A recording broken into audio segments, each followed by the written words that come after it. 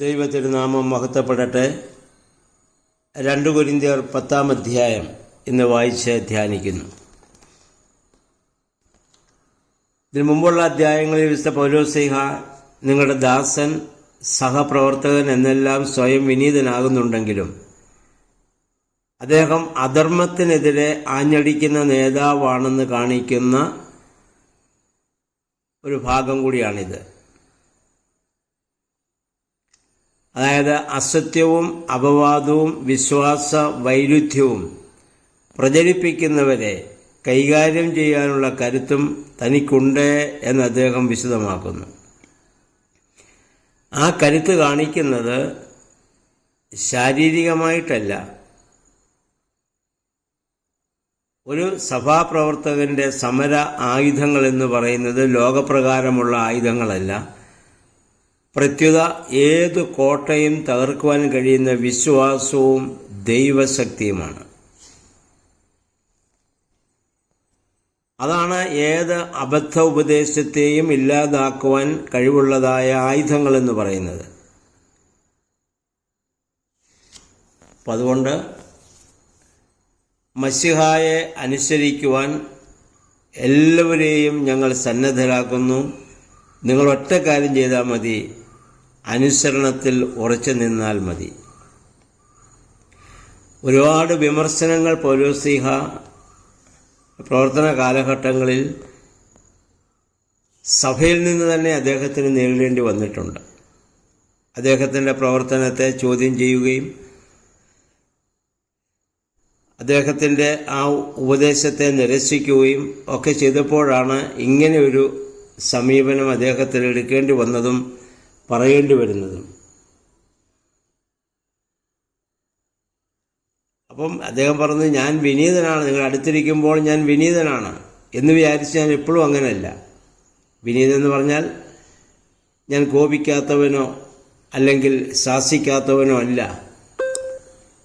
ദൈവാത്മാവിനാൽ ലഭിച്ച തൻ്റെ ഇടം എനിക്കുണ്ട്. അത് നമുക്കും ആവശ്യമാണ്.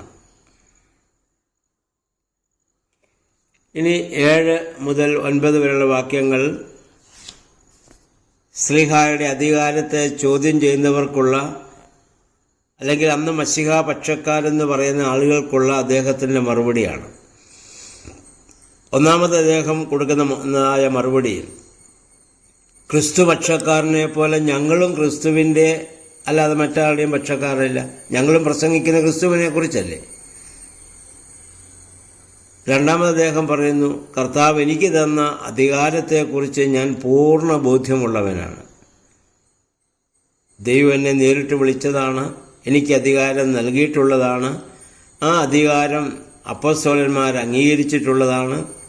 അതുകൊണ്ട് എനിക്ക് എൻ്റെ അധികാരത്തെക്കുറിച്ചുള്ള പൂർണ്ണ ബോധ്യമുണ്ട്. അതിൽ നിങ്ങളുടെ ആരുടെയും നമ്മൾ പറയാറില്ല, നിങ്ങളുടെ സർട്ടിഫിക്കറ്റ് എനിക്ക് ആവശ്യമില്ല എന്നതാണ് അദ്ദേഹം പറയുന്നതിൻ്റെ അർത്ഥം.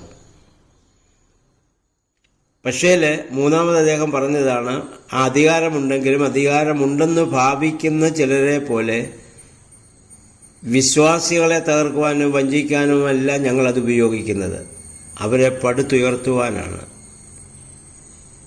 ദൈവത്തിൽ നിന്നുള്ള ദിവ്യമായ അധികാരം ഒരിക്കലും ഒരു ഭീഷണിയല്ല.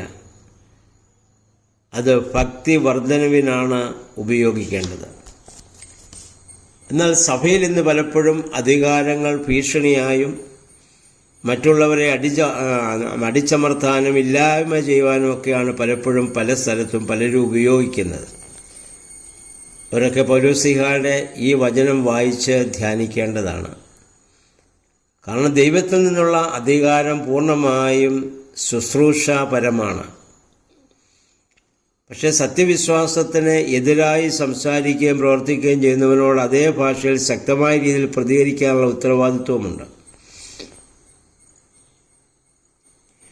പിന്നെ 10 മുതൽ 11 വാക്യങ്ങൾ 10-11 വാക്യങ്ങളിൽ അവരെ പൗലോസ്ലീഹയെക്കുറിച്ച് പറയുന്ന ലേഖനങ്ങളൊക്കെ അദ്ദേഹത്തിന് വളരെ ഗംഭീരമാണ്. പക്ഷേ അദ്ദേഹം പ്രവർത്തനം വലിയ കാര്യമില്ല എന്ന്, അത് ഫലശൂന്യമാണെന്ന് അവർ പറഞ്ഞു വന്നിരുന്നു.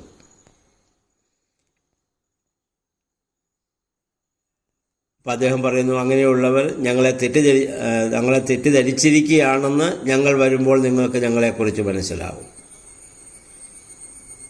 12-14 വാക്യങ്ങൾ. ആത്മപ്രശംസക്കാർ ചിലർ. അവിടെ ഉള്ളതുപോലെയല്ല ഞങ്ങൾക്ക് പ്രശംസിക്കാനുണ്ട്. കാരണം മശിഹായുടെ സുവിശേഷവുമായി ആദ്യമായി നിങ്ങളെ സമീപിച്ചത് ഞങ്ങളാണ്. ആ രീതിയിൽ അതിനുള്ള പ്രശംസ, അഭിമാനം ഞങ്ങൾക്കുണ്ട്.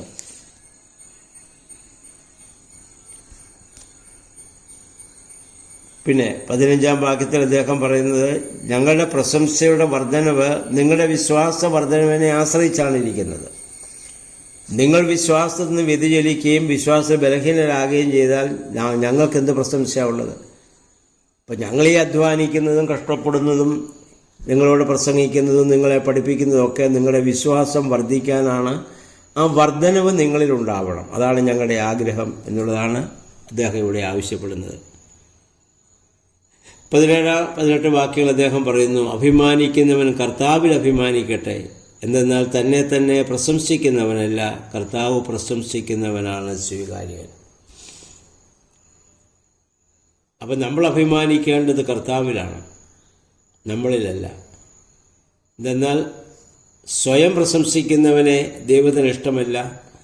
അത് നമുക്കും ഇഷ്ടമല്ലല്ലോ. ഓരോ ആളുകൾ ഓരോ സ്ഥാനത്തിൽ നിന്ന് സ്വയം പ്രശംസിക്കുമ്പോൾ നമുക്കും അത് അരോചകമായി തോന്നാറുണ്ട്. പ്രശംസിക്കേണ്ടത് ദൈവമാണ്. ദൈവം പ്രശംസിക്കുന്ന നമ്മൾ പാത്രഭൂതമാകുന്നത് ചിലപ്പോൾ നമ്മൾ ജീവിച്ചിരിക്കുമ്പോൾ ആകണമെന്നില്ല. ദൈവസന്നിധിയിലാണത്. അതുകൊണ്ട് ആ ലോകത്തെ ലക്ഷ്യമാക്കിക്കൊണ്ട് ഈ ഭൂമിയിൽ ചിന്തിക്കാനും പ്രവർത്തിക്കാനും നമുക്ക് ഇടയായിട്ട് തീരണം. ഇപ്പോൾ പൗലോസ്ലീഹ ഒരുപാട് പ്രതിസന്ധി ഘട്ടങ്ങളെ ആ കാലഘട്ടങ്ങളെ നേരിട്ടുകൊണ്ടാണ് ഈ സുവിശേഷ പ്രവർത്തനങ്ങളൊക്കെ ചെയ്തത്. പുറത്തു നിന്നുള്ളതിനേക്കാൾ കൂടുതൽ പ്രതിസന്ധി അകത്തുനിന്ന് അദ്ദേഹത്തിന് നേരിടേണ്ടി വന്നിട്ടുണ്ട്. അതിനെയൊക്കെ സമചിത്തതയോടും ദൈവാനുഭവത്തോടും ദൈവികമായ ശക്തിയോടും അദ്ദേഹം അതിജീവിക്കുന്നു.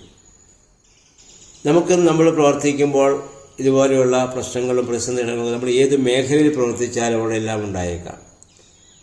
അവിടെയെല്ലാം ദൈവത്തിൽ പൂർണ്ണമായി സമർപ്പിച്ചുകൊണ്ട് ആത്മാർത്ഥതയോടും സത്യസന്ധതയോടും കൂടി പ്രവർത്തിക്കാൻ പരിശുദ്ധാത്മാവെ ഞങ്ങളെ ശക്തീകരിക്കണമെന്നുള്ള പ്രാർത്ഥനയോടുകൂടി നമുക്കായിരിക്കാം. അപ്പോഴാണ് ദൈവം നമ്മളെ പ്രശംസിക്കുന്ന അനുഭവം ഉണ്ടാവട്ടെ. അപ്പോൾ ദൈവം നമ്മെ പ്രശംസിക്കുന്ന അന്ത്യനാളിൽ കർത്താവ് നമ്മളെ പ്രശംസിക്കുന്ന ഒരവസ്ഥയിലേക്ക് വരുവാൻ തക്കവണ്ണം എൻ്റെ ജീവിതത്തെ പൂർണ്ണമായി സമർപ്പിക്കുവാൻ ഇടയാകണമേ എന്ന് നമുക്ക് പ്രാർത്ഥിച്ചുകൊണ്ട് ഇന്നത്തെ ദിവസം ഈ 10-ാം അധ്യായം വായിച്ച് ധ്യാനിക്കാം. ദൈവത്തിൻ്റെ പരിശുദ്ധാത്മാവ് നമ്മെ ശക്തീകരിക്കട്ടെ. എല്ലാവർക്കും നല്ലൊരു ശുഭദിനം ആശംസിക്കുന്നു.